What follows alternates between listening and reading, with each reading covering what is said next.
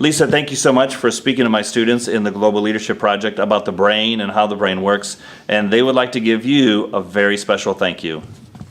I learned that the prefrontal cortex receives information a lot slower than the amygdala. And so I took that to myself and realized that if that's what happens, I should probably be slower to freak out as quick as sometimes I do.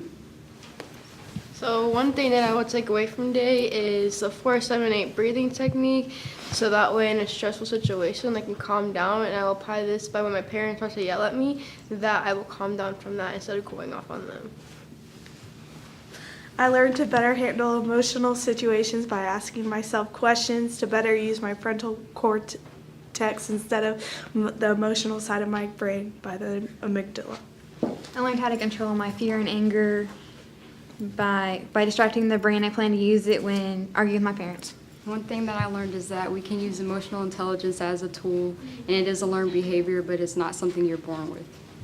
I learned that fear is a learned response, and the next time I have a situation, I will stop, breathe, and assess the situation. I learned that a good leader is teachable and has emotional intelligence. I learned that about emotions, and one thing that I liked is anger, and I have anger issues, so I learned how to control that. Okay, so, bye. Thanks. You helped me learn that you can teach your brain self-control, like when school gets stressful and all the work piles up on top of each other. I learned that sometimes you can change your emotions just by the way that you speak to yourself. I'll apply this in my life, and by instead telling myself that I failed, I can just say that I tried my hardest.